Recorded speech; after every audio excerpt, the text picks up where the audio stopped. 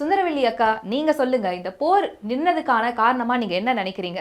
இந்த போர் அப்படின்னு சொல்லும்போது இதை நம்ம ரெண்டு விதமா பார்க்கலாம்.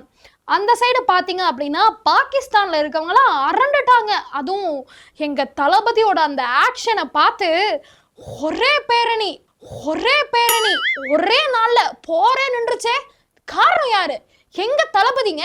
இதான்டா திமுக, இதான் திமுக, மறந்துடாத. திமுகன்ற ஒரு கட்சி மட்டும் இல்ல அப்படின்னா இந்த போர் நின்றுக்குமா?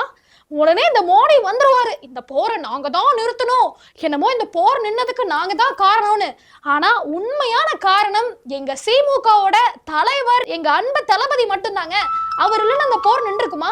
அவர் பேரை சொன்ன உடனே பாகிஸ்தான் பிரதமரே நடுங்கிட்டார்ல, நடுங்கி.